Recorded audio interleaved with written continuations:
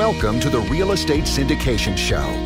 Whether you are a seasoned investor or building a new real estate business, this is the show for you. Whitney Sewell talks to top experts in the business. Our goal is to help you master real estate syndication. And now your host, Whitney Sewell. This is your daily real estate syndication show. I'm your host, Whitney Sewell. Today, our guest is Nick McCullum. Thanks for being on the show, Nick. Thanks, Whitney, for having me. It's a pleasure to be here. Now, Nick is a software developer and real estate investor based in New Brunswick, Canada. He helps run Passiv, which is a portfolio management software that allows self-directed investors to easily manage a portfolio of stocks and ETFs. In this episode, he'll explain how Passiv works and why it might be beneficial to investors with most of their net worth in real estate.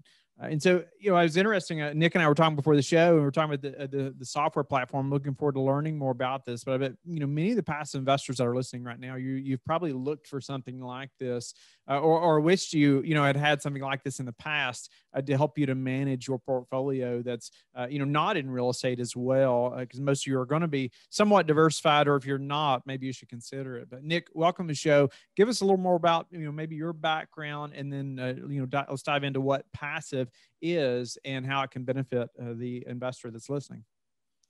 Well, thanks, Whitney, again for having me. I guess, I've worked in professional investment management my entire career. In college, I kind of started off as a biology major, thinking I might want to be a medical doctor or something of that nature. And then quickly realized that wasn't for me, switched into a degree in math. And it just so happens that a lot of the good internships for math majors are in finance and technology. So I ended up working at one of the larger mutual fund providers here in Canada, kind of fell in love with investing, and then kind of worked in fundamental equity research after that. So we were doing really deep dives on individual companies, trying to figure out the sources of their competitive advantage and what their future growth prospects were. So that was kind of my my journey from, I guess, biology to math to quantitative finance and investment research. And then kind of as I was on that journey, I realized that this active, really concentrated investment style is really not for everyone, and that passive investing is actually probably a much better suited strategy for the vast majority of people. So that kind of brings us to today. I joined the team at Passiv in 2019, and we build a software tool that makes it very easy to implement a passive investing strategy that allows you to own stocks and bonds and ETF and get broad exposure to the markets without having to spend a bunch of time managing your portfolio. Nice. Well, let's dive into Passiv though. Maybe you can speak to who the top client is, or the majority of your clients are, and maybe who they are a little bit, and dive into how, some details about how the software can help us. The people who use Passiv, I would say, tend to be busy professionals or busy, white collar employees who want to invest money, but don't want to spend a bunch of time managing their portfolios. In terms of understanding exactly what Passiv does, I think the best place to start is by trying to understand, I guess, the problem that we're trying to solve. So if you think about the average investor, they have some sense of what investments they'd like to own and some sense of the proportions of what each investment should be allocated to. And then they just want to stay as close as possible to that allocation over time. To solve this problem, a lot of investors use spreadsheets or other types of calculators that tell them what they need to buy or sell with new money to stay close to that target. Now, that's one solution to the problem, but the difficulty that comes with using spreadsheets is that it's pretty labor intensive. You have to do lots of manual calculations. And, when you use spreadsheets to manage your portfolio, you still have to actually enter in all of the trades to your brokerage manually. So, it might tell you that you need to buy 5 shares of one fund and 5 shares of another fund, but you still have to go to your broker and put those in one by one. And it's all very labor intensive. So to solve that problem, we built Passiv, and Passiv does all of this for you. So the way that Passiv works is Passiv pairs directly to your brokerage account and allows you to set a target portfolio. After you've specified your target portfolio, Passiv compares your target portfolio to what's actually in your account and does all of the complicated calculations required to tell you what you need to buy or sell. After it presents you those trades, you can actually rebalance your portfolio with one click. So we send the trades off to your broker, they get executed, they send us back trade confirmations. And just with one click, you're able to rebalance your portfolio to get as close as possible to your target allocation. Once all of that's done, Passiv will actually monitor your account over time so that whenever your actual portfolio drifts from your target portfolio, we will send you an email that prompts you to log in and rebalance with one click. That's, I guess, the core feature set of Passiv. We also have lots of other advanced features as well that I'm happy to dive into if that's interesting for you. Sure. But what is it comparing it to again? So it's taking our current accounts because it's connected to, our current brokerage accounts. And then what's it comparing to ensure, we're getting the best return possible? Yeah, it compares to a target portfolio that the user actually specifies. So an example might help. Let's just say that you have, that you want to be invested 50% in Apple stock and 50% in Tesla stock. Passiv would do all the legwork up front to invest you in both of those in a 50-50 allocation from the get-go. So we would sell whatever else is in your account and then put 50% of your portfolio in Apple and 50% in Tesla. And then over time, because of the different performances of those stocks, one of them would naturally not be 50. Let's say Tesla goes up a lot and Apple goes down a bit. You might go from 50-50 to 70-30.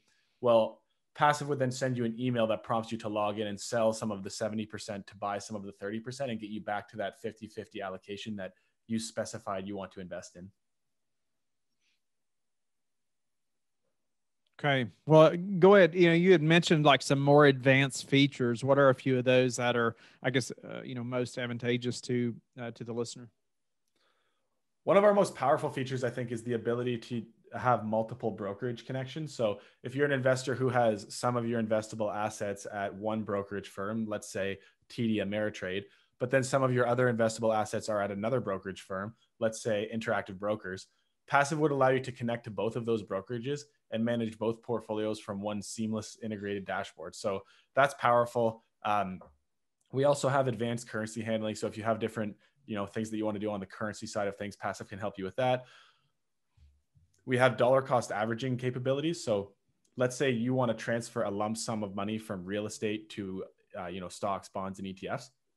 Passiv would allow you to say, deposit $100,000 into your brokerage account and then invest $2,000 every month for 50 months or something. Whatever frequency that you want to kind of spread that investment over, Passiv has dollar cost averaging capabilities to help you do that. We call that our cash management rules. And there's kind of two ways that they work. You can retain at least. So that's like if you want to retain a certain amount of cash in your account, Passiv would allow you to retain at least, let's say $5,000, or you can allocate at most. And what that means is basically you put a cap on how much money you want to be invested into investments every time you rebalance using the Passiv platform. So those are some of our main kind of advanced features. And I'd say our users get a lot of benefit out of those, but the core feature is the one-click trade capability.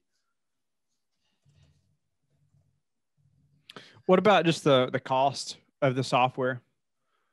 We wanted our pricing to be really simple and really easy for everybody to understand. So Passiv has two pricing tiers.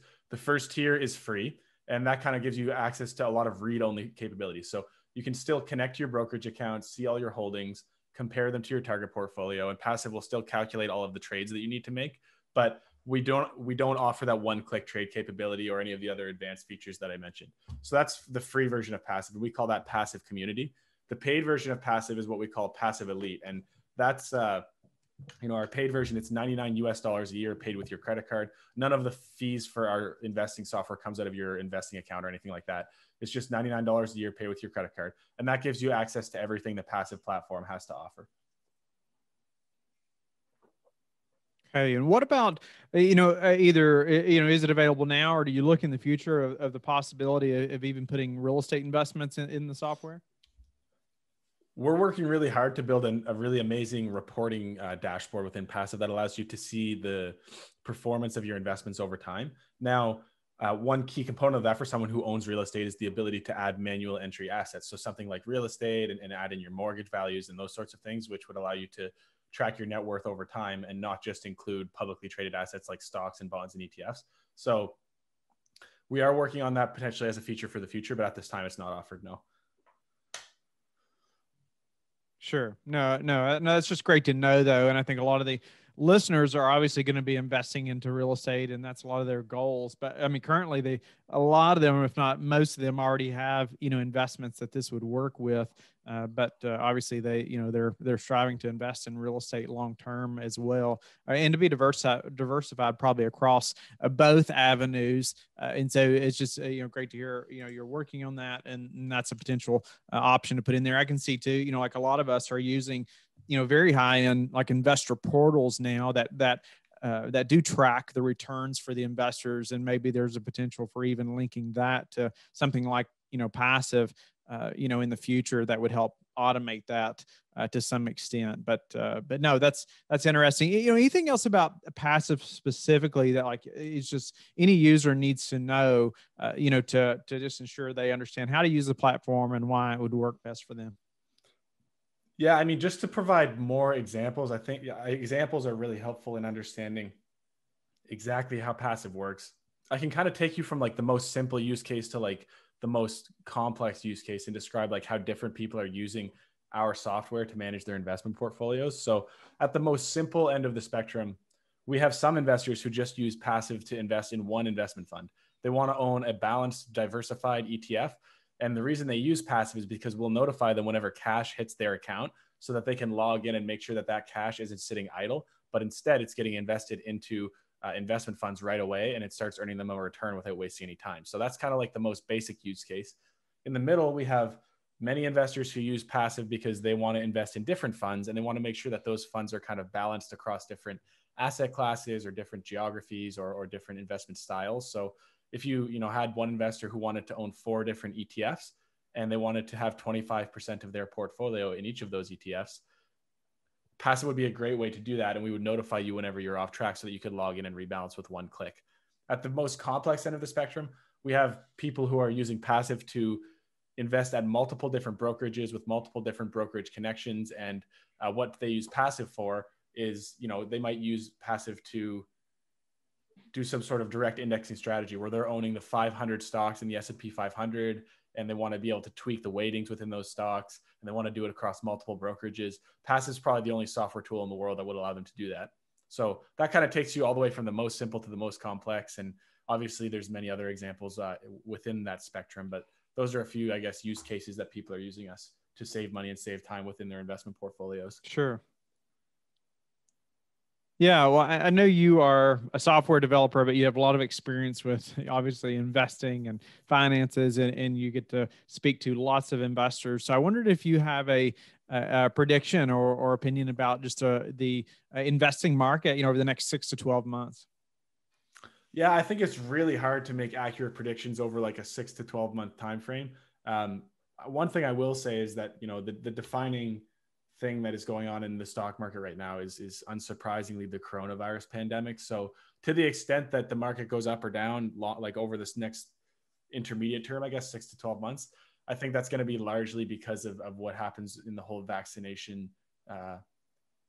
With the vaccination plan, I suppose. Do you have any daily habits, Nick, that you are disciplined about that have helped you achieve success?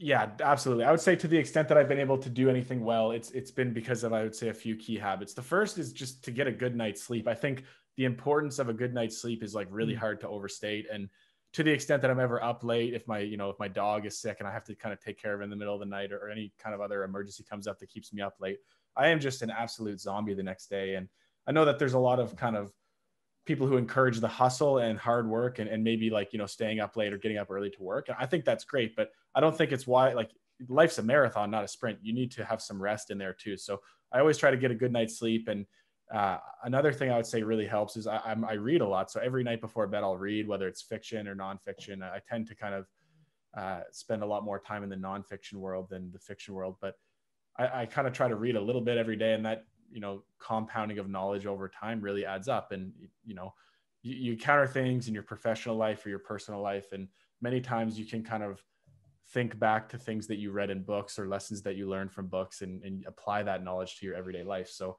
reading every day, I would say, is important. Sleeping well is important. And then the third thing I would say is writing is really important. There's no tool in the world that will help you solidify your thoughts like writing will. So I try to write, 200 to 500 words every day. And that really helps me stay on top of what's going on in my brain, I guess. That's great. I'm glad I asked you that, just because the importance of a good night's sleep is not something I normally hear on the show. People talk about. But tell you what, my wife and I talk about it nearly every day. Just did we get in bed on time, and how it affects our morning, the next day. Is there a certain time frame that you like to be in bed or be up by, or a certain number of hours that you've figured out that help you the most of sleep? I would say if I'm striving to maximize productivity and I have like no other constraints in my life, then my optimal sleep schedule is something like 9:30 to 5:30.